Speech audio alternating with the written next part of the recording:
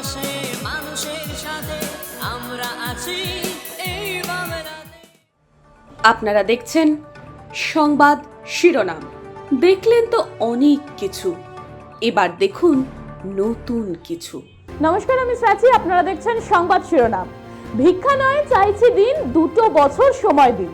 বরানগর বিধানসভার প্রাক্তন বিধায়ক তাপস রায় তৃণমূল ছেড়ে বিজেপিতে যোগদান করেন। ইস্তফা দেন নিজের বিধায়ক পদ থেকে, যার ফলে উপনির্বাচন হতে চলেছে বরানগর বিধানসভায়।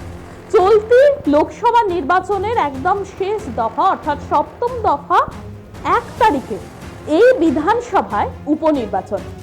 উত্তর 24 পরগনার 2 মন্ত্রী চেয়েছিলেন বরানগর উপনির্বাচনে জেলার থেকেই কাউকে প্রার্থী করা হোক। সূত্রের দাবি, ওই 2 মন্ত্রী তথা পার্থ ভৌমিক ও সুজিত বসু বরানগর পুরসভার বর্তমান ভাইস চেয়ারম্যানের নাম প্রস্তাব করেছিলেন। কিন্তু শেষমেশ বরানগর বিধানসভার উপনির্বাচনে অভিনেত্রী সায়ন্তিকা বন্দ্যোপাধ্যায়কে প্রার্থী করেন মমতা বন্দ্যোপাধ্যায়। সায়ন্তিকা বন্দ্যোপাধ্যায়কে অবশ্য এখন শুধুমাত্র নেত্রী বললে বা শুধুমাত্র অভিনেত্রী বললেই চলবে না, কারণ 2021 সাল থেকে তৃণমূলের রাজ্য সম্পাদক তিনি। রাজনৈতিকভাবেও কম বেশি সক্রিয় ছিলেন, কিন্তু এহেন সায়ন্তিকা প্রার্থী হওয়ার পর দলের মধ্যেই একাংশ সন্দিহান যে সায়ন্তিকা জিততে পারবে তো। বরানগরে টানা 3 বারের বিধায়ক ছিলেন তাপস রায়। উত্তর কলকাতার এই দাপুটে নেতা ছিলেন স্বাধীনোত্তর সময়ে বরানগরের প্রথম কোনো অবাম বিধায়ক। এদিন সায়ন্তিকার নাম ঘোষণার পর তাপস রায় বলেন যে বরানগরের মানুষ খুবই রাজনীতি সচেতন। এই আসনে টানা 14 বার জিতেছিলেন বামেরা, তারপর 3 বার আমি জিতেছি। তাপস রায়ের কথায় তিনি আশা করেছিলাম যে কোনো রাজনৈতিক ব্যক্তিকে প্রার্থী করবে তৃণমূল। আমার আশা অবশ্য এখানে অপ্রাসঙ্গিক, এখন কোনো মূল্যই নেই তার। এইটুকু বলতে পারি যে বরানগরবাসী তৃণমূলের এইরকম অরাজনৈতিক প্রার্থী দেখে হতাশ হবেন। স্বাধীনতার পর প্রথম নির্বাচন থেকে টানা 6 বার বিধানসভায় জিতেছিলেন জ্যোতি বসু।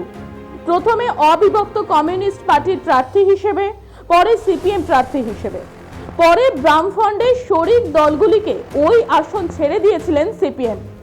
72 সালের নির্বাচনে বরানগরে আসন জিতেছিলেন সিপিআইএর শিবপদ ভট্টাচার্য।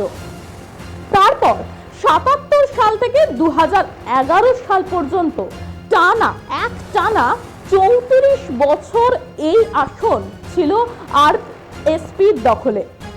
স্বাধীনতার পর প্রথম নির্বাচন থেকে টানা 6 বার বরানগর বিধানসভায় ছিলেন জ্যোতি বসু। প্রথমে অবিভক্ত কমিউনিস্ট প্রার্থী হিসেবে আর তারপরে সিপিএম প্রার্থী হিসেবে। তবে ভোট হওয়ার আগে কোনো আসনেরই ফলাফল বলে দেওয়া হয়তো ঠিক নয়, কারণ কেউই শ্রী ভৃগু নন। তবে পূর্ব পরিসংখ্যান থেকে বোঝা যাচ্ছে যে বরানগর ট্র্যাডিশনাল বামেদের ভোট কোন দিকে যায় তার উপর অনেক কিছুই নির্ভর করছে। সায়ন্তিকার মূল শক্তি ও অ্যাডভান্টেজে হতে পারে তৃণমূলের স্থানীয় সংগঠন, কারণ বরানগরে সাংগঠনিকভাবে তৃণমূল শক্তিশালী ততটা কিন্তু বিজেপি শক্তিশালী নয়। তাপস রায় নিজের দল ছাড়লেও সেখানে তৃণমূলের ভাঙন ধরাতে পারেন। তাছাড়া তাপস রায় সায়ন্তিকার সম্পর্কে যে যুক্তি দিয়েছেন তা পুরোপুরি খাটছে তা কিন্তু নয়। ভুলে গেলে চলবে না যে 21-এর ভোটে বিজেপি প্রার্থী ছিলেন এক অভিনেত্রী, তিনি পর্ণমিত্র, এবং পর্ণমিত্র 50,000 ভোট পেয়েছিলেন। তবে এইটুকু বলা যায় যে বরানগরের এবারের ভোট হবে জমজমাট। তৃণমূল যেমন জেতার চেষ্টা করবে, তেমনি বরানগরে জেতার চেষ্টার কৌশল রাখবেন না স্বভাবগতভাবে লড়াকু এবং পুরোদস্ত রাজনীতিবিদ সজল ঘোষ। আর তাকে জেতাতে সব রকম ভাবেই পাশে থাকবেন তাপস রায় এবং সাথে বিরোধী দলনেতা শুভেন্দু অধিকারী। সজল ঘোষ কলকাতা মিউনিসিপ্যাল কর্পোরেশনের কাউন্সিলর হওয়ায় সাধারণ মানুষের মধ্যে তার পরিচিতি রয়েছে ব্যাপকভাবে। অন্যদিকে অভিনেত্রী হওয়ায় সায়ন্তিকা ব্যানার্জির পরিচিতিও কিন্তু কোনোভাবেই কম নয়। যদিও সাধারণ মানুষের বিপুল সমর্থন লক্ষ্য করা যাচ্ছে সজল ঘোষের প্রচারে। সংবাদ শিরোনামের সমীক্ষা বলছে যে এই বিধানসভা থেকে সম্ভাব্য জয়ী হতে পারেন সজল ঘোষ। তবে শেষ পর্যন্ত কার পাল্লা ভারী হবে তা একমাত্র বোঝা যাবে কিন্তু 4 জুন।